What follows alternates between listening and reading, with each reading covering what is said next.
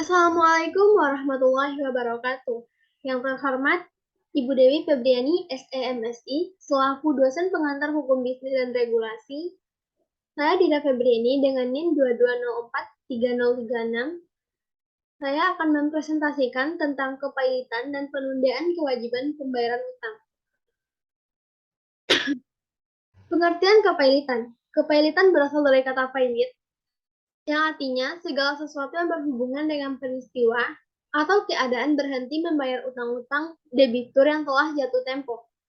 Kata pelit sendiri juga dapat diartikan sebagai bangkrut, di mana kata bangkrut berasal dari kata banca dan buta, yang artinya memporak-porandakan kursi. Dalam sejarahnya, kata bangkrut, karena dahulu ada peristiwa seorang debitur tidak membayar utangnya kepada kreditur, sehingga menyebabkan kreditur marah dan memporak-porandakan kursi yang ada di tempat si debitur itu. Sedangkan menurut Siti Sumarti Hartono, pailit adalah mogok melakukan pembayaran.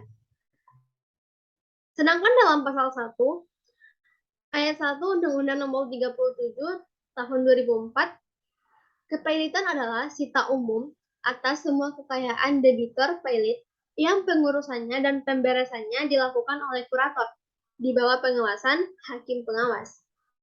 Asas-asas kepailitan. Yang pertama, ada asas keseimbangan. Asas keseimbangan yaitu undang-undang ini mengatur tentang beberapa ketentuan yang berkaitan dengan asas keseimbangan. Yang kedua, asas kelangsungan. Asas kelangsungan usaha.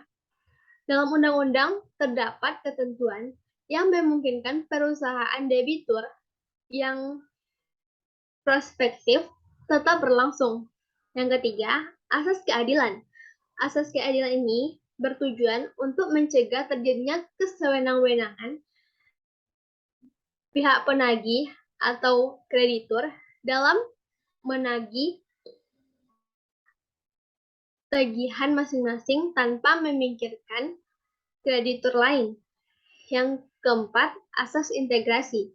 Asas integrasi dalam undang-undang ini mengandung pengertian bahwa sistem hukum formil dan hukum material merupakan satu kesatuan yang utuh dari sistem hukum perdata acara perdata nasional.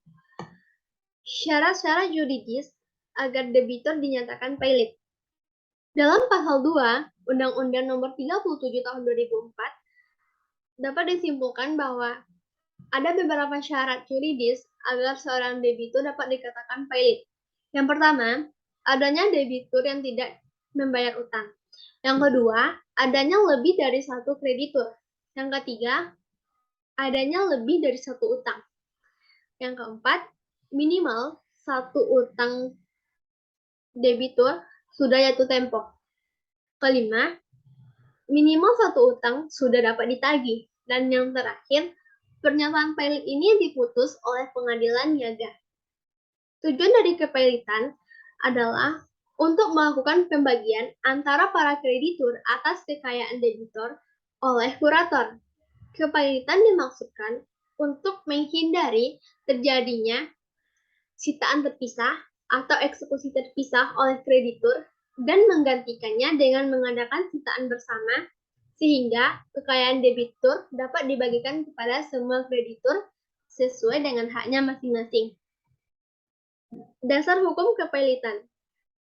Kepailitan memiliki beberapa dasar hukum seperti Undang-Undang Nomor 37 Tahun 2004 tentang kepailitan dan penundaan kewajiban pembayaran, Undang-Undang Nomor 40 Tahun 2007 tentang perseroan terbatas, Undang-Undang Nomor 4 Tahun 1996 tentang hak tanggungan, Undang-Undang Nomor 42 Tahun 1992 tentang jaminan fidusia.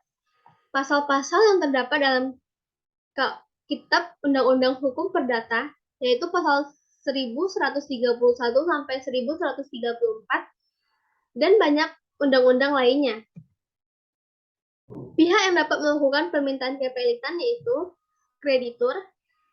Kejaksaan dapat melakukan permintaan kepailitan untuk kepentingan umum, Bank Indonesia, dan terakhir adalah Badan Pengawas Pasar Modal. Berakhirnya kepailitan. Kepailitan dapat berakhir jika terjadi yang pertama, perdamaian. Debitur pailit berhak menawarkan perdamaian kepada semua krediturnya. Rencana perdamaian tersebut wajib dibicarakan dan diambil keputusan segera setelah selesainya pencocokan piutang. Yang kedua adalah insolvensi. Insolvensi merupakan fase terakhir dari kepailitan.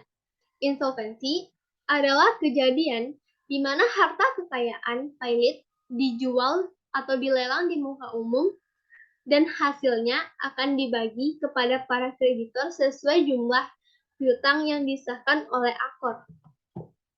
Penundaan kewajiban pembayaran utang atau yang disingkat dengan PKPU.